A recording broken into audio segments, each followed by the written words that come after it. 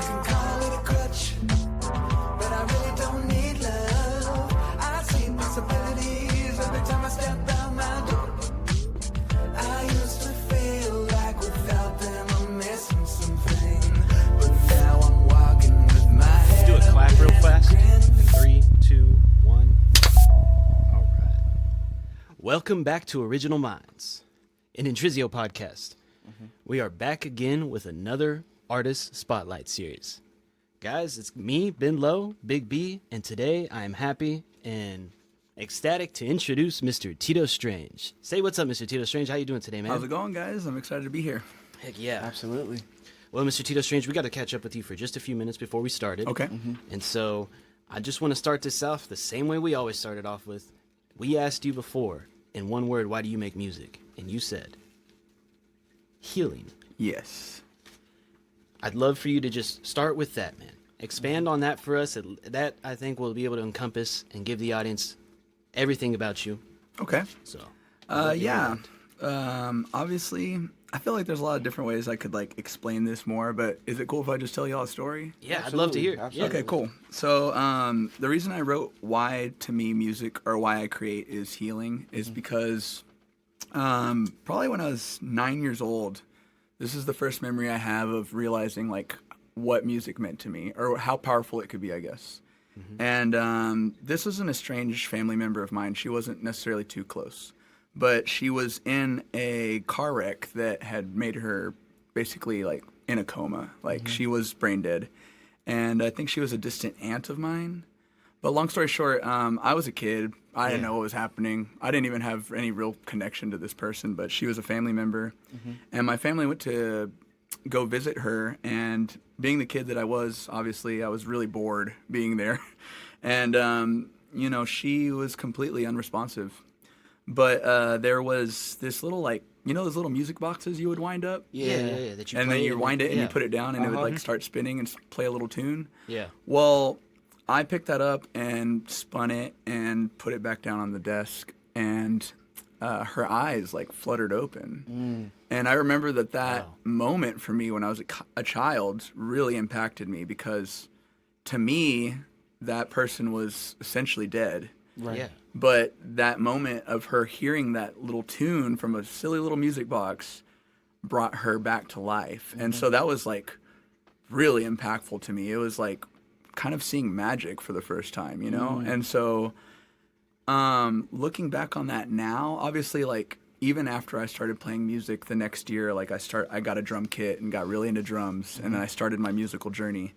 But even then, I didn't make the connection. But now when I talk to people about why I got into music, I always remember that one specific memory. And so now, to me, the reason I answered it that way is because music is healing.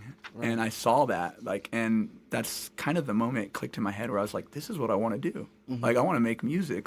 This is magic, And so now when I make music, it's not only healing. I'm not only trying to heal the people that listen to my music, but when I express myself through the music I'm writing, it's to heal myself. You know what I mean? Absolutely. Yeah. And so through that action of being genuine and expressing myself, maybe someone else can feel that too. And so that's why I wrote healing, and that's what I think music is. I mean, it's a really powerful force, Yeah. And I'm sorry if you already said it, but how old were you again when that happened? I was about 9 years old. 9 years old. Okay. Yeah, that's a pretty... I think that would impact me. That's a just beautiful seeing thing. that. Definitely. Yeah, it's nothing short of magic, I would put it as, and For something sure. just beautiful. Starting with the healing and starting with, like you said, this is a part of you that you put in to make sure that you're healing as well, on top of the audience and people who can also resonate. I think that's what most artists try to do, at least people who Right. are really in touch with Yeah. their feelings. On top of that, where does your sound go? So your healing is maybe a theme in your music. Where's the sound of your music? Where do you fall in your lane? For somebody who's never known you, how would you describe your sound? Oh man, it's really, this is what I struggle with a lot. I even answered one of y'all's questions, I think, this way, is that I'm all over the place. I love so many different genres. I play drums, I can play bass, guitar, and I've gotten a lot into production the last several years. So I've collaborated with so many different people in a lot of different ways. I've been people's drummers. I've been a bassist for a night or two. I've been guitar player, singer. And so, I mean, I've done everything from prog rock to indie psych rock, which is what I'm kind of doing with my solo project now. Right. I was in a band called Children of Indigo where I played drums, and that's kind of like hip hop psych rock. I like that name. Yeah. Yeah, they're really great. You should check them out. Shout out Children Indigo. Shout out Joe and Jay. They're badass. Yeah. But I mean, there's so many different lanes that I've gone into, but usually when people ask me this, it's like I usually stick to like hip hop, rock, maybe some R&B or soul, and any other little variation of that. But there's always a little dash of like psychedelic in my music, hence the name Strange. You know what I mean? But Yeah. so I go in a lot of different directions, but my biggest probably like thing that I always fall back on is going to be rock or indie stuff. You know what I mean? But there's still elements of all those genres kind of in there. So like you said, you're into indie rock. Was that the first genre you entered to when you started creating music? Well, I think the first genre I started creating in was probably like alt rock. So the first band I was in was in high school. And at that time, Linkin Park was king, like My Chemical Romance was king. Yeah. And so I was into emo stuff and that sort of vibe. And so we created a alt rock band. Oh, absolutely. What was the name of the band? It's called The Shadow Effect. Shadow Yeah. Effect. My It's a lot good friend better. Eric and I started that. That was your first band? That was the first name? band. I think I was 14 when we first had our first rehearsal. Damn. And yeah, that was it. I mean, I was hooked after that because that was the first time I played music with people. I was just drumming in my room alone. And then my friend Eric from high school was like, I got a guitar. Let's hang out at your house. Heck yeah. And we wrote a song and then we made a band and that was that. I was hooked. I was like, I got to do this again. I got to be in a million bands. I want to play on a million stages, So here I am still chasing that dream. That reminds me, that's a lot. You're a lot better at naming a band than I was. My very first Yeah. band name was the Chocolate Milfs. The chocolate. Oh, wait, the chocolate what? The Chocolate Milfs. I don't know how we came up with that name, but I hadn't thought about that until right now. And so you said that, and I was like, that's crazy. The Shadow Effect's crazy. a much better name. Well, I got to shout out my friend Eric. Like, he's the one that came up with that, so. You were talking about bass, guitar, drumming, doing from all of that from band and working in different bands. Did you have a favorite between those out of the instruments, or what do you prefer to do the most? Definitely drums. I mean, drums had my heart. Like, when I was rhythm, yeah. a kid, that year after that, experience with my family member, I would go on a road trip every year to Mexico with my family. And I would always listen to my CD player back when they had the little portable CD players. And, I listened to Bowling for Soup. That was like the first band I remember getting into. They're a pop punk band from Dallas. Yeah. And I didn't know they were from Dallas. yeah, they're from here. That's crazy. It's I really didn't crazy. know that. I didn't know they were I did from not They're know from that. Irving, Texas. That's wow. crazy. Yeah. So I didn't know that at the time. I just liked their Yeah. music, right? Yeah. But I was obsessed with the drummer. I was like, dude, the drums are so good. And I told my dad about that. He's like, I'll buy you a drum kit. Yeah. And so I didn't play any other instruments till I was probably, I don't know, 20, 21. Like, I was just drumming the whole time. So, I mean, I would pick up a guitar or something, but I would not actually commit to it. I was a Right. drummer, and that was it. I would sing. You know what I mean? I was always singing. I was in choir in 6th grade. Yeah. But drums was, I mean, I was committed to that, and I was going to be like, I'm going to be a drummer in a famous band. That's what I'm going to do. It wasn't until later that I started kind of diving into, like, what I want to write as a songwriter and, like, my ability to actually do that, So that's when I started picking up the guitar because not as, I want to be a guitarist. It's because, like, it was just a tool for me to write, Right. if that makes sense. And, so that was pretty much that. But, when you learn a little bit guitar, bass comes really easily after that. And then I started doing that production-wise because I wanted to be able to create songs for other people or tell them how to play stuff that we would eventually play together live. Yeah, exactly. And know a part of it. Do you have favorite drummers? Not solely on the spot, Yeah. but I'd love to hear a few of your favorites. Yeah, dude, I have a lot of favorite drummers. Obviously, John Bonham is great from Led Zeppelin. Yeah. He's highly influential to so many people. I was a big Dave Grohl guy, like a huge Foo Fighters fan when I was growing up. So Yeah. I always have to mention him. love His Dave work in Grohl. Nirvana is great, obviously. I've got one of Absolutely. his, I think I have his autobiography. And I Yeah? loved and enjoyed reading Dave Grohl's Yeah, autobiography. he's actually a really decent writer from what I hear. Yeah. Yeah. yeah. I'll name some drummers that probably some people don't know. Like, Yeah. but the biggest influence I have that to go look up some. I really like is Darren King. Darren King is a drummer for a band called Mute Math. They're no longer together, Okay. But his style has been very like influential on me because he's kind of like a mix of EDM almost, but like rock. I don't know. It's really Right. weird. And so I find myself stealing a lot of his like swagger on the kit because he would like, when I was younger, I would like feel like I had to take my shirt off every show. I was like, start, going crazy because I love those type of drummers. Definitely a and, drummer. I was like, yeah. And so, yeah, he really influenced me. There's plenty of other people I could mention, but I feel like we would be here forever. No worries. You know what I mean? But yeah, those probably, I'm just going to name those three were like the biggest influence for me at a young age, definitely. Going back into your sound, when did you start getting into recording? Were you always just doing live shows, or have you recorded and actually? I know you've got your own songs Yeah. out, and so maybe did you start recording with a band first before you started recording with yourself? Well, Or it's hard to say, I guess, when I started really committing to recording more at home. yeah, I feel like the equipment had to catch up, like the technology, because For sure. absolutely. when I was starting music, I just had a really like bad PA system that I would like run cables into and put regular like Shure mics onto, Right. Yeah, and then try and run it into my stereo and burn it onto a tape, and then I don't know, it was really Yeah. lame, and it did Most not. people aren't gonna understand It did that not at all. sound good. It was very, very bad.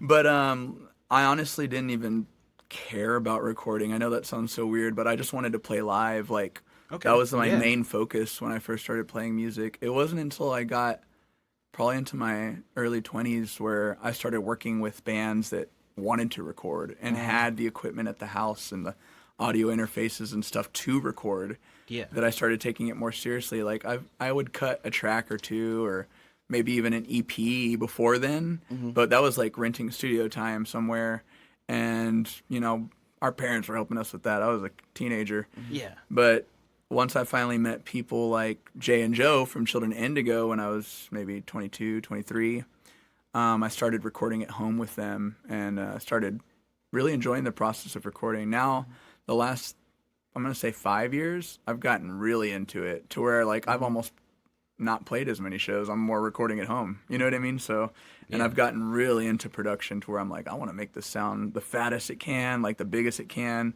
the loudest, and just production tricks and tips, picking them up, more knowledge over the years. So, I don't know if that answers your question, but it's been a journey. Let's just say that. You know what I mean? I had a weird relationship with recording at first. I was like, I don't want to do that. I just want to play. heck yeah. I mean, Big B. I was gonna say, like through your musical journey now, like has your creativity like been how do I say this? Has it been more like has it been my fault. Yeah, you're good. Um, I'm just gonna take a pause right there. I'm gonna restart. Yeah. I'm gonna go back into the music, and since you're recording, what version of you shows up in the studio now? How do you lock in, and what is your creative process? I think is where we were trying to get to. yeah. Oh, I guess it depends because every song is kind of comes differently. Like if I'm recording alone, for example, like let's just start there. If I'm recording alone, sometimes I write the whole song, lyrics, and all the guitar chords and everything like on my acoustic on my bed, write it down, and then I'm like, cool, I have the whole song in my mind. I'm gonna go record it. Right. Other times I'm like, I have this one little idea on guitar. I'm gonna go record it and then see what happens from there, and just kind of react to it once it's in the DAW or on the track, and I've recorded everything to tempo. I'm just gonna see where this goes. You know what I mean? Because I think this riff or this line is a cool line, and then I'll develop it from there. So it really depends. Sometimes I'm reacting to what I've already made, and then other times I've got the full song.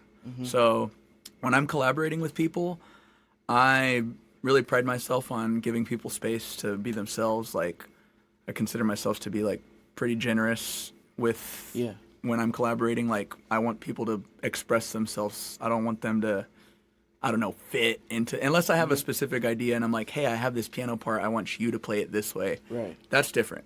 But if we're collaborating on something, like when I work with Maverick Lawson in my group Actualist, it's a hip hop duo, he might come up with a piano part, I react to it, and then I give him the space to do his thing, and we go from there. Or I might come up with something and think, hey, I have something cool. You should play this, and we can rap on top of it and go from there. So it really depends on who I'm working with or if I'm alone. Yeah. But sometimes I have a full song. Other times I'm making it up on the fly, just kind of reacting to the moment. I think that's really cool. You give the people that you're collaborating with the space to creatively work and not like overbear them with like, hey, I want this and I want this way.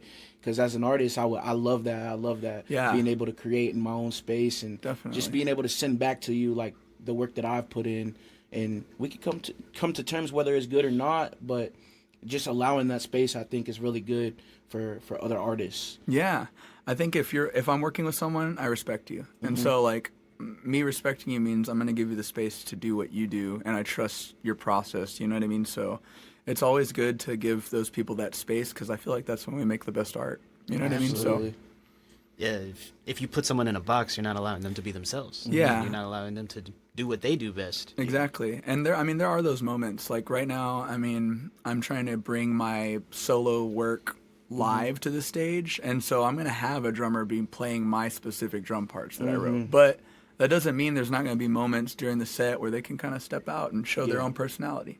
Because I've been that guy before, and I was like, I don't want to just play their drum parts. You know what I mean? This is so aggravating to me. So I know how that feels, and I want to make sure that they always get that moment, even if they are playing my parts like part per part, if that makes sense. Got it. Absolutely. You've mentioned a couple people by name, and you Chilled Indigo. Who are a couple of people that you've worked with that you've really enjoyed, and what kind of things have they brought out of you, I guess, musically? And, you know, has there been people that have shown you, have you stepped into other people's boxes, I guess, or other people's lanes, and maybe that's created a new sound for you? The biggest example of me jumping into someone's vibe, I guess, is a band called Wolves Rain. My friend Eric, the one that he and I started, my first band ever was with my friend Eric. I've known him since high school. Yeah. He has a band called Wolves Rain, and they're like progressive rock. They can get pretty heavy at times, but it never fully goes into metal. Yeah. They kind of have like metal moments. Okay. But he asked me to be the lead singer for like the beginning part of this band, like starting it off. And now they've moved into a different direction. I've gone to do other stuff. I still work with him occasionally. There's still a lot of love and respect there. Yeah. But like we just moved in different directions. But he definitely challenged me to like play drum parts that I would never play usually on my own, like playing parts in 7/time or whatever, or singing like really hard rock vocals that I usually don't sing. So that's an example of me stepping into someone else's vibe. The people I've mentioned before, like, have highly influenced me are definitely Children of Indigo. Like Jay, their guitarist / piano player / producer, is very influential on me. He's carved a lot of my guitar tone and how I approach guitar just by being around him. Joe's probably my favorite MC in Dallas. I mean, and I know that's a big thing to say, but Okay. his flow is just incredible, and his lyricism is Joe Indigo. So these guys go by Jay and Joe Indigo. Okay. Oh, Jay and Joe Indigo. Okay. Okay. But yeah, he's a high. I hold him in high regard because I think his lyricism's great, and so Okay. sometimes when I was writing my own raps, I was like, "What would Joe do?" You know what I mean? Who I've been collaborating with for Actualist, my roommate Maverick Lawson. He is just such a force on the keyboard, and he's so constantly creative that he's a big inspiration to me. And all these different people bring different sides of me. Right. Yeah, And so when I'm alone, it's one thing, and I might ask someone to come collab with me. Like, I've had so many different collaborators. But whenever I'm really working on a project with someone, it just depends on what the vibe needs, I guess. Right. And it brings out a different side of Tito. And so that's why I love making different types of music, and I don't like being put in a box. And that's why some people still know me as a drummer. They'll come up to me and be like, I didn't know you played drums. Or even though that was my first instrument. Or they'll Right. be like, I didn't know you rapped. And it's like, I don't know what to tell you, bro. I'm just kind of making music, and it's all over the place. And I don't like to stay in one spot, I guess, you know? So, yeah. Yeah, you're doing you. Yeah, basically. I'm trying to get strange, you know? Doesn't need to make sense to make sense. Yeah, and I feel like that's the hard part about, like, the industry of music is that people want you to have a label and be marketed a certain way, and, like, Don't get me wrong. see I'm that working all on the the time. marketing side of stuff Yeah. and like how to market myself specifically, but I definitely will always bounce around to do different stuff. You know what I mean? It's not going to change. Right. I know we talked about a little bit of your influences. Do you have any other major influences on your life? You mean besides music? They could be music, anything. Okay. Like, I would say let's get more into like personal influences because you talked about some of your musical Yeah. influences, but like, yeah, outside of music, what other influences do you have? And it could be movies, entertainment, Yeah. books, or people. At this very moment, I'm just going to talk about what I'm going through personally right now because, I mean, it changes, you know? And as an artist, I think everyone out there listening to this that is an artist can kind of agree with that. It depends on the week. Absolutely. It depends on the year that you're having. I mean, I was really into Interpol, the band Interpol. I don't make music like them at all. I don't sound like that guy at all. But for like a year, I was listening to them, and I was super influenced by them, for example. And then the next year, I was like, I don't listen to them anymore at all. You know what I mean? It's weird. I'm just, I don't know It changes, whatever. Yeah, it changes. But right now, the biggest influence on what I'm doing and like how I'm presenting myself and the music I'm making is the passing of my grandfather. So he passed away on April 17th, and he was a huge force in my family. Like, I'm the son of an immigrant, the son of an immigrant. And so my grandfather came here to bring us a better life. And, you know, he worked really hard. He worked at a job that he didn't like for many, many years to bring our family like what we have. And so now when I'm playing music, he would always say this thing to me. And if you've seen my Instagram posts lately, like he would say this thing to me all the time, échalo ganas, which means like, echa todos los ganas que tienes, which means like put your full heart into what you're doing. And so right now, my biggest influence and like my drive that I'm going through right now is because of my grandfather. I want to really put my full heart into this. I've been doing music for basically half my life and more at this point. I got to be honest with myself. Have I put the full effort of like really going for it? You know what I mean? Like doing the work that I don't want to do. Like, I read something recently that was really inspirational to me or kind of changed my perspective is I'm always griping about doing social media because I don't like it and I don't want to do it. Yeah. But the thing is that we live in a time now that none of the musicians in the past had. Before, you would have to maybe play somewhere or have your CD. Jay-Z was selling CDs out of his trunk in the 80s or whatever. Yeah. Now, the barrier to entry is you have to make content. Right. And it may suck, but it's never been like this before. There is no opportunity for you to just sit there and make videos on your phone that anyone can see while they're using the toilet. And that's the opportunity that we have right now. And so when I started switching my perspective to, it's not, I have to make content. It's all I have to do is make content. That's Absolutely. it. And so this never really changed my whole perspective. And my grandfather's a big influence on that. And I'm going to put my full effort into it because of him. He's the biggest influence right now on my music. You've never it's never been easier. I saw a quote that kind of reminds me of the same thing, two quotes actually, but it's never been easier to be successful because of what we have, the access and the technology and everything, but at the same time, it's never been easier to just sit back and do nothing as well. Yes. And so both of those things, I mean, like you said, it's perspective and digging into yourself of, you have to just change your mindset and be like, dude, like it's easy. At the point, a drop in my hand, for half the price, we can do all of these things. We're able to record an entire podcast here, sit and record our music and make it all out of our house, which has never been able to do before. And then we can promote ourselves without ever leaving. And so I mean, I thought I had to get like the best Sony camera. You don't even have to do that. I have a busted iPhone and then my actual iPhone that I use, and those are my two cameras, and they're amazing quality. And I could make amazing content with it every day. Boom. You know what I mean? So you're totally right about that. I agree 100%. You just got to hustle. Right. Just got to hustle. Gotta hustle. So when it comes to your content, is there a schedule that you're on, or is it just like, I'm posting this today or I'm posting this tomorrow? Yeah. Well, do you just swing it? I mean, not necessarily. It took me a long time to get to this point, I guess, where I have kind of a system in place. So I'm still experimenting with things, and that's the biggest thing for anyone out there watching this that wants to do more content or is trying to figure out how to do it. You have to experiment a lot, and you have to be okay with failing. So you have to be able to willing to try a bunch of different types of content. You can't just post one video of yourself lip syncing to your song and be like, oh, well, I didn't go viral, so I'm just gonna quit.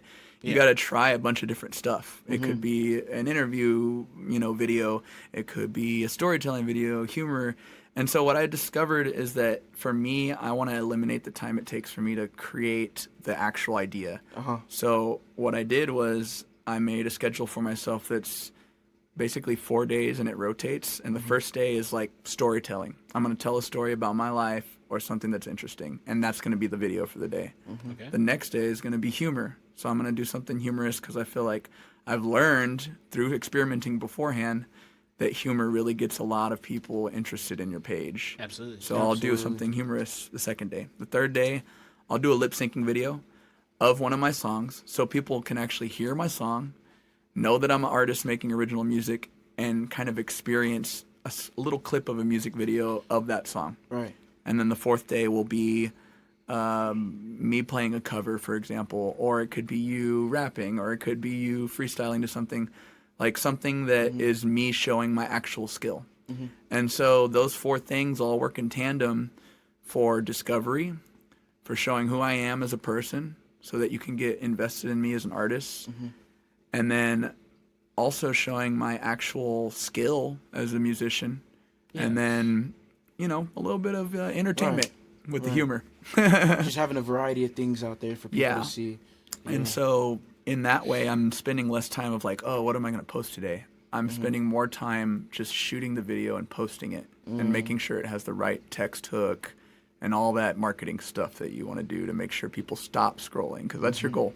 You're trying to make the worst part of the job as easy as possible for you, so you can spend your time creating and focusing on what it is the image you're trying to put out. Yeah, that's the other part of this, is that like I was looking at doing this social media stuff as like such a burden, but now that I'm looking at it as like another extension of my art, it's actually me creating art in a different manner. Right. Absolutely, yeah. It becomes a lot more fun. Like if I'm constantly expressing myself genuinely through the content I'm posting, then it's not me like, oh man, I have to post this. I don't know if I like it.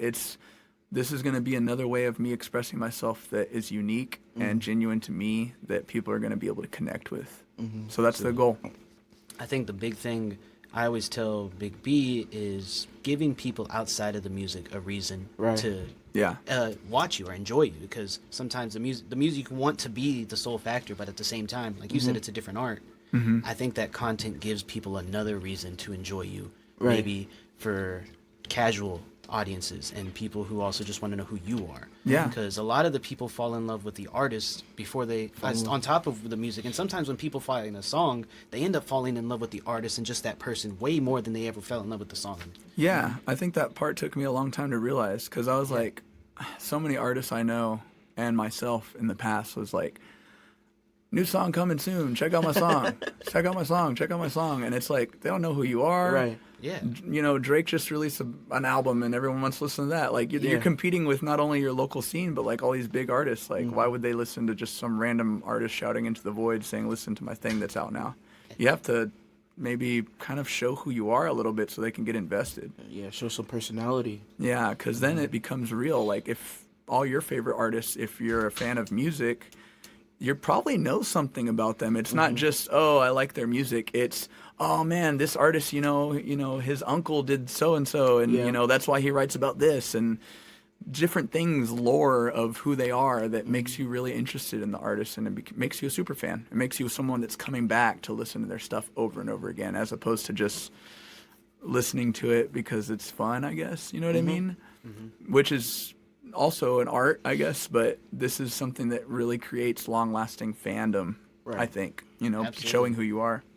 I saw a thing too with posting content that you have to be able to take yourself out of it emotionally when you're trying to see what it is that's working and what's not. You said finding different things so that way you're not doing the same topic, but the same thing is looking at what you did, and instead of being like, oh, I don't know what people think about this and worried about the perception of it, is, did this work? Did this not? No? Okay, I'm not going to do that anymore. I'm going to do this. Yeah. And so I'm going to go ahead with this plan and do what works. That way you're finding and using I know it's kind of like a computer way to look at it, but you're using data to figure out what it is that you can do to keep posting better content. Marketing people will tell you, I'm sure homie right here knows about it, is that marketing people will tell you you've got to experiment and find out what works. And then once you find out what works, you can essentially replicate it. You find out what works about that thing that's working, and you replicate it, and you replicate it, and you replicate it. Also, social media is called social media for a reason. Yeah. So go on there and be social. Like, you have to talk to people. You have to talk to people. Yeah. You can't just post and post and post and,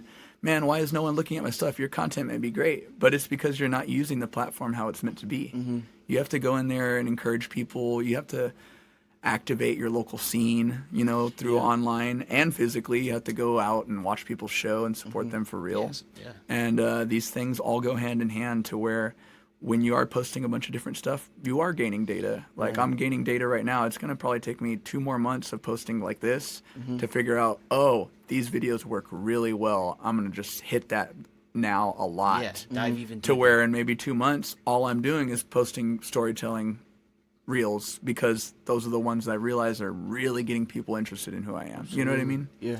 So, yeah, I agree with that. You're looking for data when you're doing marketing, and that's really discouraging to people, because I feel like they look at this thing as like, I'm going to post, I'm going to get viral. And it's like, no, that's not how this works, man. Like, you got to put time and effort, figure out what your voice is, and then replicate that and use it to, you know, gain fans. Right.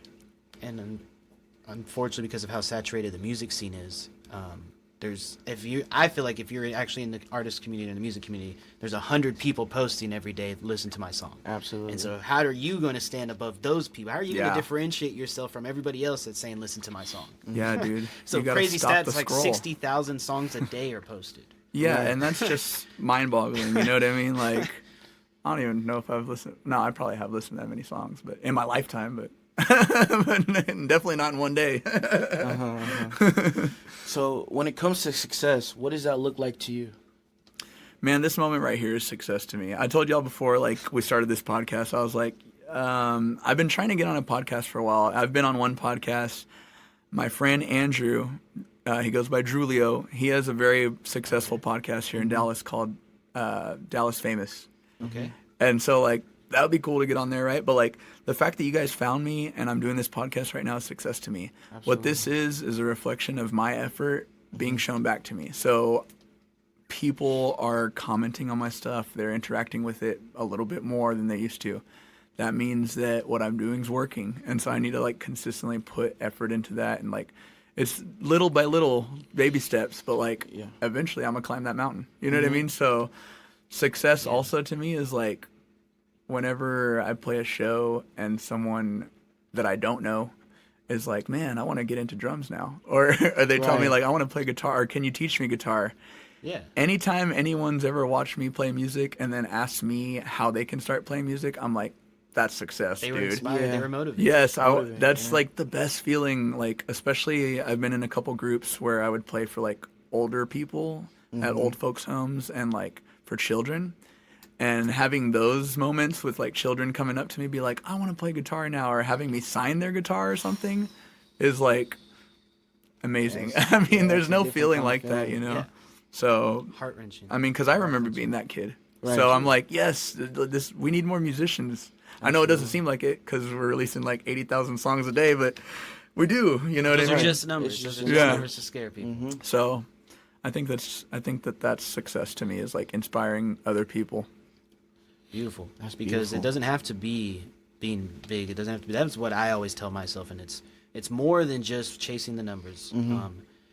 The big reason you're here too is because your story matters before the numbers do. That's kind of the point I tell a lot of people. I love that, dude. I love that. To circle it back around, we were just talking about the content, and to everybody else out there, your content is a big reason that allowed us to help find you. Absolutely. So if you're posting content, keep posting content. That's what I want to tell people. That's what I'm saying. You never know who's watching. You never know who's going to stumble upon it and find it. That's what I'm saying. And so, like, anyone out there that's discouraged about what their process is or how it's going, stick with it. Like, just continue to do it. Like, it will, bear fruit as long as you believe in what you're doing. Absolutely. And all this stuff I'm saying right now, I'm aware that this is very corny.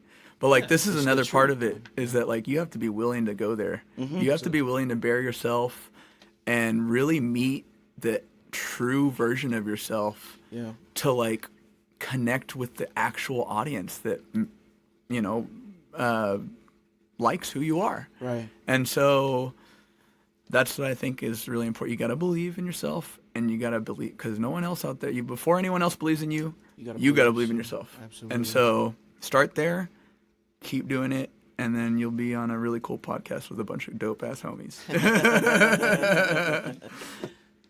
What more into the mind behind the music and what we just talked on about keep going.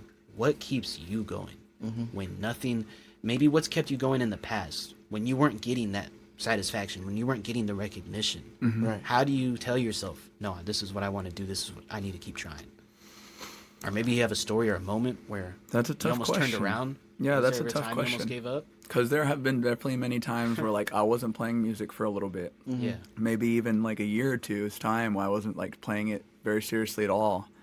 And, like, there's been times where I especially, like, just stopped playing drums. Even though that was the love of my life for Right. so many years, I was like, I want to be a drummer.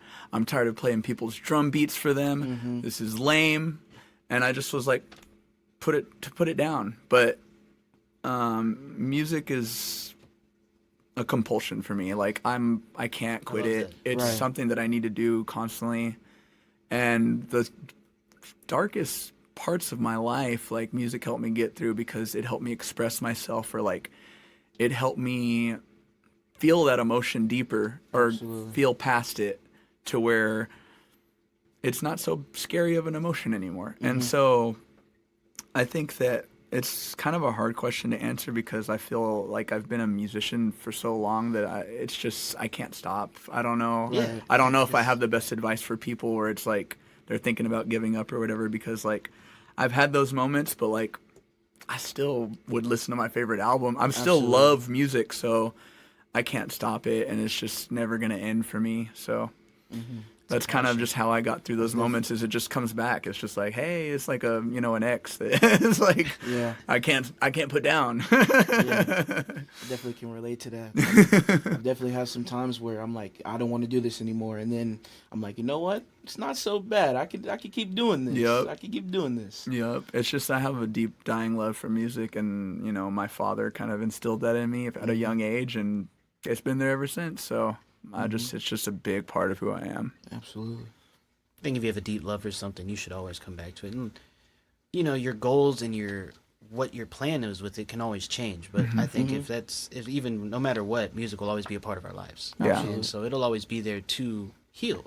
I want to say that. Yeah. It'll always Yeah. be there for us to Definitely. take care of us. It kind of all goes back to that for me, and I think that that's like why I can't put it down, is because like this actually really helps me. You know what I mean? Like Yeah. if I didn't play music, I might be more angry of a person probably, I think I'd because there's a lot of things to be angry about in this world. You know? Absolutely.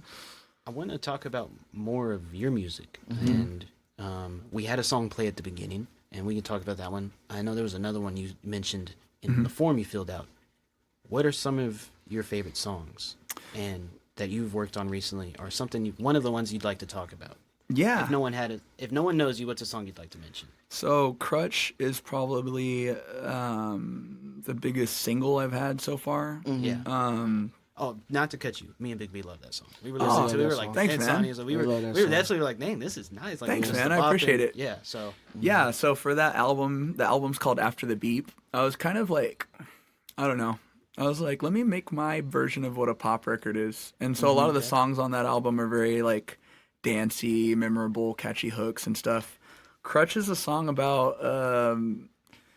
basically it's this character talking about like, I don't really need love, you know what I mean? Like that's Right. just a crutch. And so you know, take it as you will. I don't know. It's up to your interpretation whether he's telling the truth or not. You know what I mean? But basically, it's just a fun little pop song about like, I don't need love and I'm doing just fine. Obviously, this whole album is about kind of just like going through relationship problems, and it's that thing that you never get to say.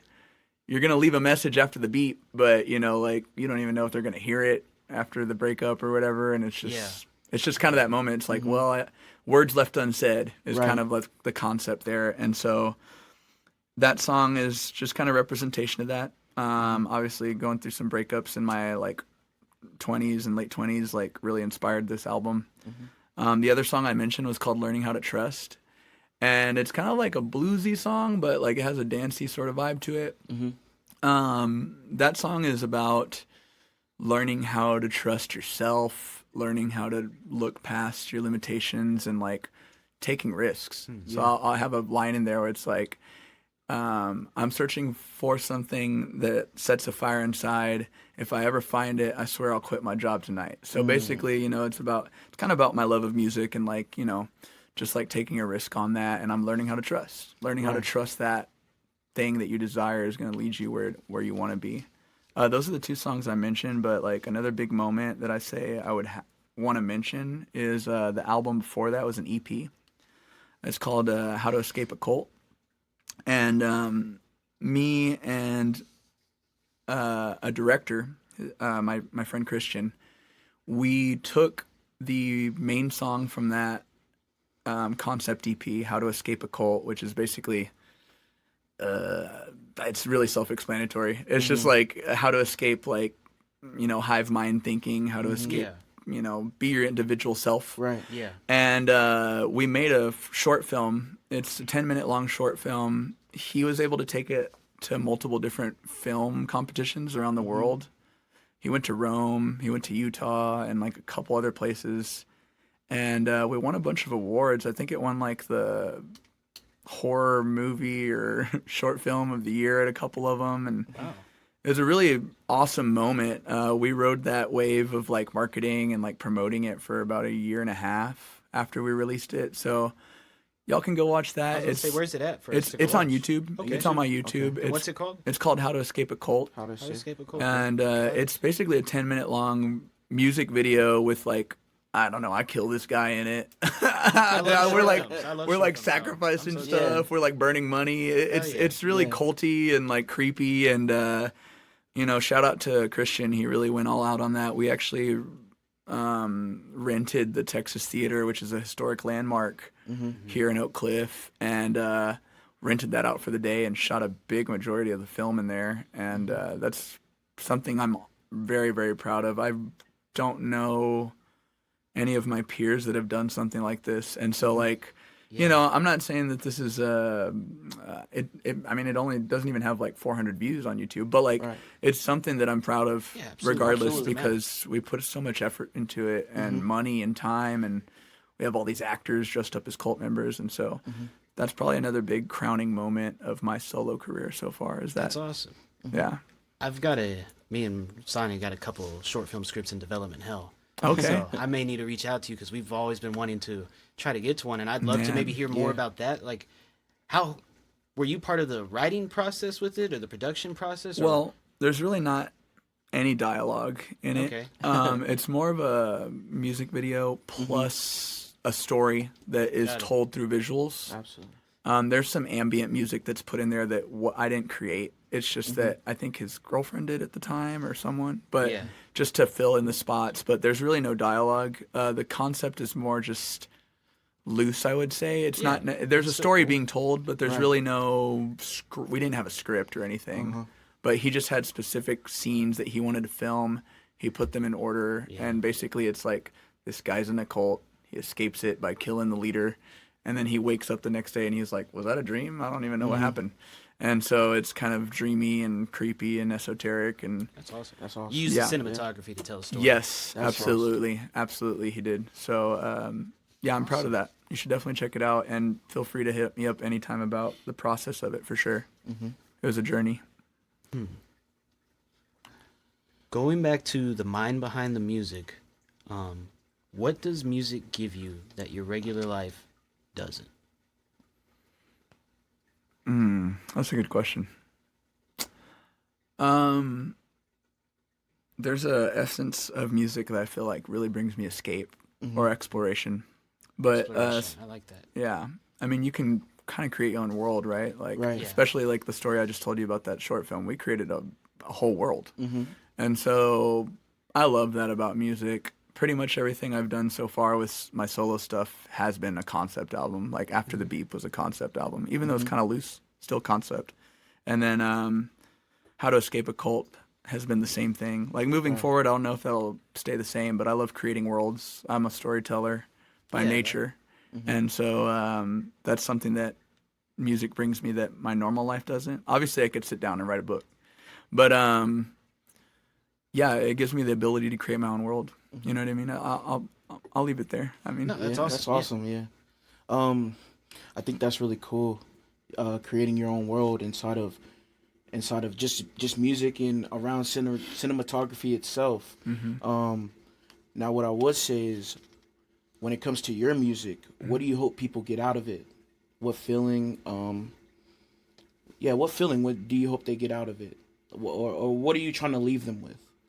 I don't really have like one word to say this, but like the feeling I want them to leave with is like, you can do this shit. Like you can do this, whatever your dreams are, whatever thing that you're trying to chase that's really elusive is possible. You can get there. And like my whole goal and the reason why I'm called Tito Strange, like the whole story behind my name is that, because that's like shocker, that's not my like government name or anything. But like the whole story is that like if I'm strange out there on stage, they see me doing it, maybe they'll feel comfortable enough to be strange too. Absolutely. And like celebrate that, man. Like you're unique. And like you were put here to be unique and to be yourself. No one else can be you. So you might as well do it. And so that's my goal, is to inspire people that they can be themselves and be just as strange as I am. And like you're going to be celebrated for it too. You know what I mean? Oh, yeah. That's my goal. For sure. To tap into that, because it's pretty much inspiring people and helping, like you said, just telling them that you can do this shit. I wanted to segue that into one of our new segments, and this is the first episode we're actually doing it with. Oh, and it's called, snap. It's nothing crazy, but what we're calling it is Leave the Light On. Okay. And so what that is we asked you in one word why you make music. What we're also wanting to do, because we're continuing to interview artists, is what would you love to say to the next artist? And what would you, if to the next person sitting in that chair, if you had one sentence or so, or just a few words, what would you like to say to them? Because I'd love to write it down, and then I'm going to read it to them on the next episode, and we're going to continue it to go as it goes. Is this something that, like a question you mean, or just just give me in one sentence what you would like to say to the next artist. It's kind of like, it's like a train of inspiration, I guess. Yeah. And so in one line, the next person sitting in that chair, I want you to say something uplifting or positive or just anything, or maybe it could be negative, something to watch out for, something to make sure you pay attention to. Right. Yeah. That's a really good question. Take your time. Something I would say to the next artist. Okay. How do you plan to make an impact, like here, like locally, in your local community? Okay. I guess the reason I'm stating that is because something this all goes back to like me researching marketing a lot the past 2 years, is that something that I learned is that, or I'm trying to do right now, is make smaller circles. And like this phrase came from a guitarist. He was talking about like picking the guitar, like actually like using smaller circles, like being more efficient. And taking that and putting into marketing is like, make smaller circles. Like everyone's trying to get famous in the whole world, in France and all over US. It's like, bro, try and get famous like locally first. Like make a smaller circle. That circle will ripple and you'll go from there. So I guess what I have to say to the next artist is like, how do you plan to make an impact right here, right now? Not all over the US, not selling out clubs and whatnot. Right here locally, how do you plan to make an impact? And I'm still answering that question for myself. You know what I mean? So I think it's a good question for everyone to ask themselves as musicians. Absolutely. Big B, you gotta ask yourself that question. I was just sitting here thinking to myself, like, that's a good question to ask, because I don't know the answer right now. I don't have the answer. Yeah. I think if you're not consistently asking yourself just questions in general, if you're not questioning the moves you're making, you're not improving. You're not finding ways to improve. You're not actually allowing yourself to listen to when it is the world's telling you that you're going in the right direction or when you're not. Yeah. Because those signs are there. I mean, I think so. Like you said, us reaching out to you, you see it as a sign of like, okay, I'm moving in the right direction. I believe those signs there exist positively and negatively. Yeah. When you're going towards something that you should not be going towards, or you're hanging around people you should not be hanging around, those signs start existing of, hey, go the other way. Definitely. It's so crazy that you said that. Like, I don't even know. This isn't even answering any of your questions or anything. But, like, right now, I'm currently going through a journey of sobriety. And Shout out. Awesome. thank you, man. I appreciate that. This is the 21st day. So this is my 3rd week. And I'm not a saint or anything. I'm not even judging anyone out there doing whatever they're doing. I don't care about that. For me personally, like, what it's done is made me more productive. It's made me more level-headed, and it's helped me actually focus even harder on what I've already wanted to do, right? And so what you had just said about, like, you know, sometimes there's negative effects, and, like, you go into a path you shouldn't be you know when that stuff happening. Right. You're lying to yourself because you prefer comfort. And so, like, these tough moments, like, I'm not saying everyone that listens to this needs to go sober or else your career's over. That's not what I'm saying at all. Whatever it is that you're using as a crutch, shout out my single, put that stuff to the side, man. Like, try it for a little bit without it, whatever it is. It could be, I don't know, maybe you exercise too much, or maybe you have a relationship that isn't that great, or whatever it is. You know what it is. You're lying to yourself. We do it all the time. Yep. So be honest with yourself, because go ahead and lie to the world or whatever. Be honest with yourself. You know what I mean? Like, and take your goals and your dreams seriously. That goes back to what you said at the beginning or earlier, which was giving it everything you've got. Right. Yeah. Are you being honest with yourself? Because if you have these crutches, are you really giving music everything you've got? Are you giving your passions everything you got? Yeah. And that's the question. You got to ask yourself that. 'Cause Yeah. honestly, no. And that's when you have to learn to put those things aside. I'm the same. I'm an alcoholic. Yeah. And I've been into sobriety, and there's so much that you can learn. So that's why I just want to say, one, I appreciate anybody that's going through it. Two, you don't have to go through it. But me, unfortunately, I just know that I'm a person who can never drink again. And knowing your limits, being aware of what it is that's good for you and what's not, is so important to your overall health, to your overall mind. And thanks for sharing that, man. So- That's really cool. And so for me, I'm like, I'm better without the substances. That's just me personally. But, like, I really enjoyed them for a long time. And, like, so, you know, anyone out there struggling with that or anything else that might be holding them down, remember why you do this, and, like, really commit to it, man. Because, like, your life's important. Like, you're worth it. You have value. absolutely. Absolutely. I'd love to get into, as we close this and come to an end, is there anybody in your life you'd like to shout out to or call out to? And is there anybody that's had a huge impact to you personally? Yeah. With you and the mic right here, and not the whole world listening, but, you know, putting it there, the whole world listening. Yeah, definitely. Who would you like to put a spotlight on yourself? Excuse me. First and foremost, obviously, my parents. Absolutely. My mother, I would be dead without her, literally. My father, he gave me my love of music. My brother, shout out him and his band, Ego Jones. I'm so proud of him. We're 9 years apart. He's younger than me. Yeah. But in so many ways, he's vastly already surpassed me, and I'm just so proud of him. I want him to keep going. I'm proud of you, Gabe. I'm about to tear up, bro. What's his band name one more time? Ego Jones. Ego Jones. But yeah, my brother's name is Gabe, and shout out to him. I'd like to thank, like, so many friends. I don't want to, like, leave anyone out, you know what I mean? So, like, I'm just gonna say shout out to my whole Neverland crew. That's the name of our group. They're called Neverland because we never grow up. Yes, sir. But shout out to all of them, especially Chico, Vika, and Derek. You guys are really great friends. And my roommate Maverick, shout out Actualist. That's our group. And I didn't even mention this entire interview, my Latin rock band, Los Sleep Shakers. So I sing in Spanish in that band. It's Latin rock. Shout out Ray, my guitarist. He just got married. Shout out, congratulations to him and Juli. My bassist Cesar. Thank you for teaching me Spanish and getting better at it. And Jose as well, a phenomenal drummer, great guy. I love you guys. You honestly helped me, like, push through and continue to do this. So shout out Los Sleep Shakers. Y'all go stream that, please. We have a lot of big plans for this year. And yeah, I'm sure there's people I'm forgetting, but that's about it right now, I would say. Awesome.